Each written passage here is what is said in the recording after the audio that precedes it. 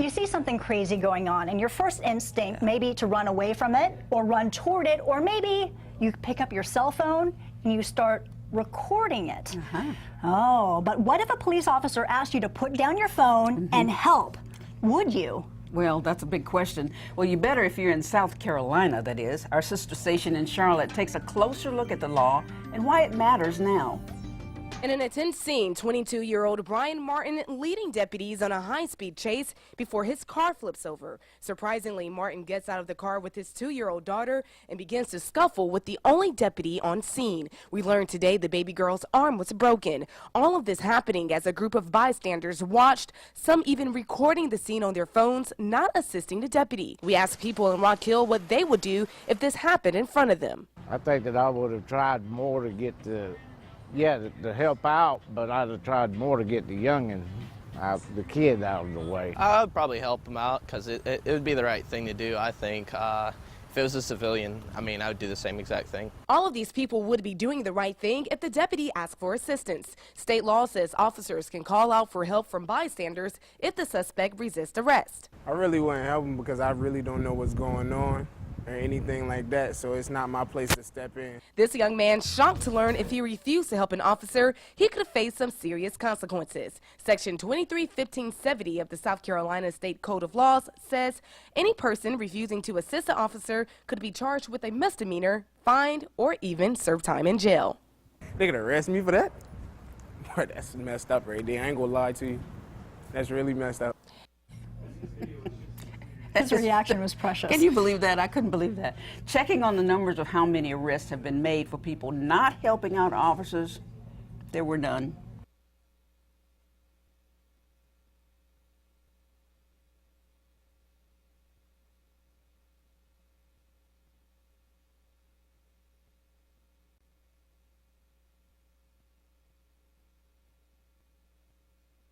State law forces bystanders to help police making arrest or go to jail. By Matt Agarist, July 18, 2017. South Carolina. Imagine, for a moment, that you see a cop beating up a teenage girl for being in possession of a little bit of cannabis. The girl, not wanting to be kidnapped and caged for a plant, is naturally resisting her arrest. So, the cop asks you to step in and help him. What do you do? Well, even if you are morally opposed to the war on drugs, and believe that people should not be kidnapped and caged for possessing a plant that the US government admits can kill cancer cells, you must step in. If you do not help the cop, in South Carolina, you could go to jail. Seriously. On the police propaganda show from A&E, Live PD, a recent episode exposed this tyrannical and outright ridiculous law. Last week, a highly controversial episode of Live PD showed an officer involved in the high-speed chase of Brian Martin, who had his 2-year-old daughter with him during the arrest after the chase came to a dramatic end. Advertisement. When Martin exited his vehicle, after he flipped it, he was holding his daughter as the officer attempted to arrest him. Once the officer was on top of Martin, he was asking the bystanders, some of whom were filming, to help him in the arrest. No one stepped in. While someone did get his daughter out of the way and safe, the officer's calls for help fell on deaf ears, including those from the A&E camera operator who just moved around to film from different angles. Read more, Sheriff's Department to family, sorry we murdered your beloved pony, now hush. WFMY News then reported on the arrest, caught on Live PD, and informed their viewers, who were shocked to learn, that state law says officers can call out for help from bystanders if suspects are resisting an arrest.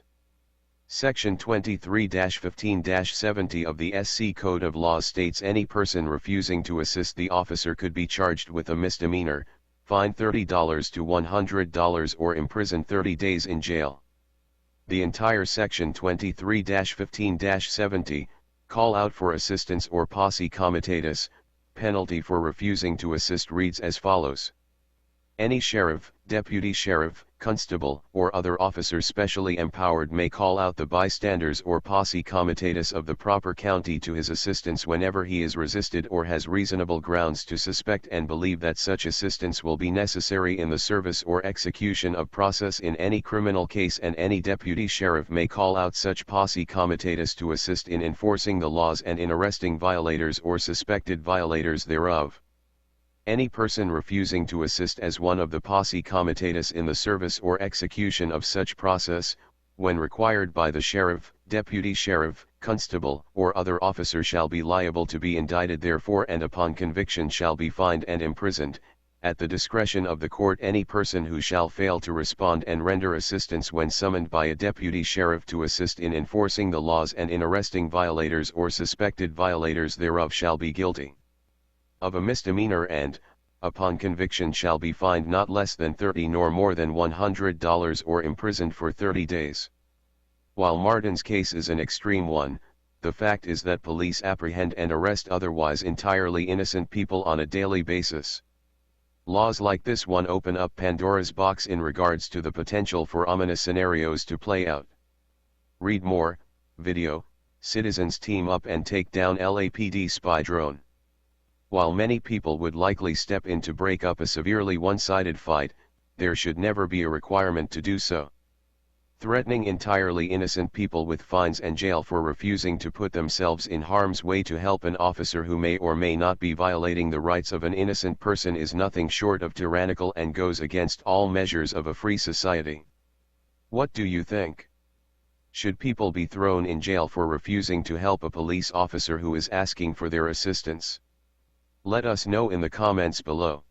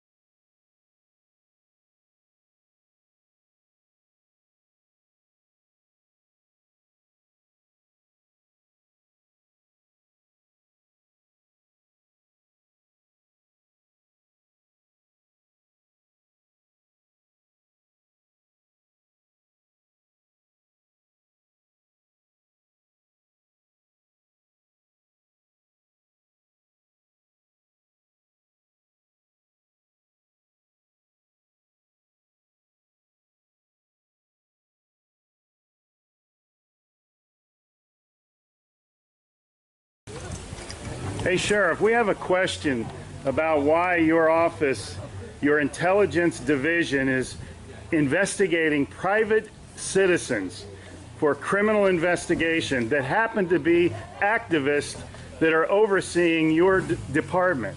Why would you have your intelligence division investigate private citizens? We have done...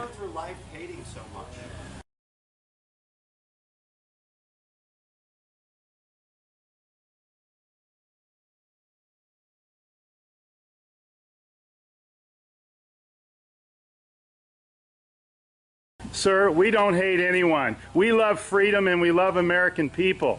And government is out of control. That's why you're seeing such a revolt nationwide. Why can't you just answer, why is Susan Edwards, your intelligence division, investigating private citizens? This should not happen. Are you here to apply for a job?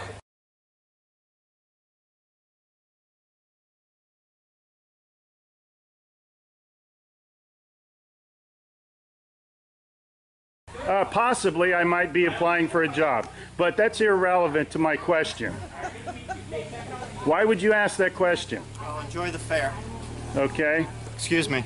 Excuse you? Excuse me, sir. So those of you that haven't Wow. been on a bike before, we're Sheriff's just getting a little too pushy. You work for us, Sheriff. Just keep that in mind. At one time we respected you, but not with that type of attitude.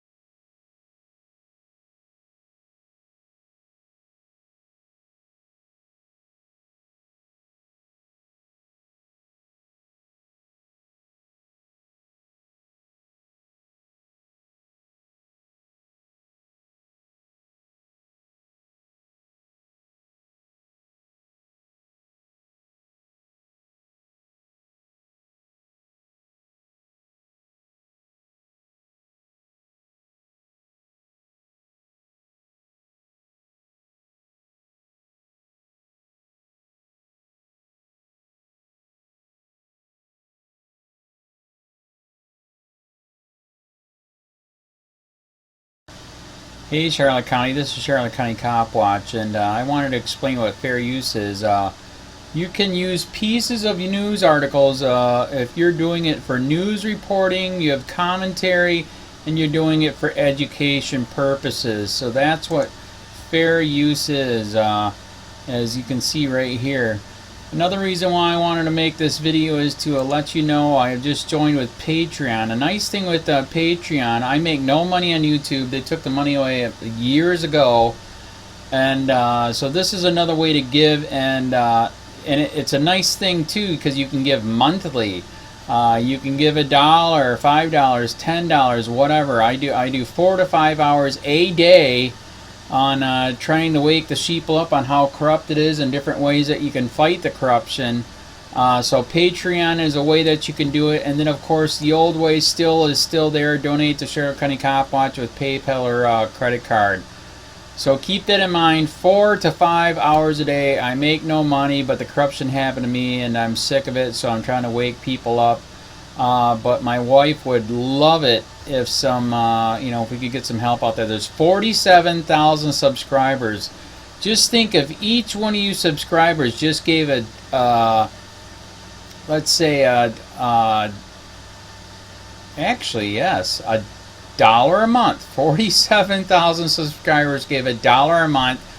That would be awesome. That's not going to happen. But anyways, that would be great if it did happen. But do the math in your head. Just think about it. Like I said, 4 to 5 hours a day. I get no money from YouTube. YouTube has gone nuts. You can't do anything anymore. They're taking the money away everywhere. So these are a couple different ways that you can still help out with all this time that I put in. And as you know, I'm in a special situation where, at least I can do it. 4 to 5 hours a day.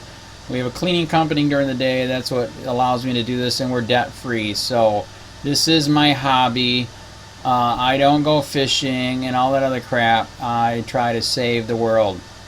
So help me out to make the wife happy, man. In fact, if you guys did give $1 a day, and there was 47,000 of you, and you did it, and each of you gave $1, and that was every month, oh my God, yes, I could quit. I could start suing them. Another idea too that we have is, if I got, some funds, we could actually contact everyone that has been ticketed and or arrested and put in jail and start sending them postcards to let them know we're here, and to see if everything went all right, and if it didn't, find out their story. So we could even do more investigations and more lawsuits. Lawsuits take money. So just think about that. 47,000 of you so far right now. $1 a day. $1 a month on Patreon, or $5 a month Patreon, 10, 20, whatever. Just do the math in your head. Help out. This is a lot of work every single day. Thanks.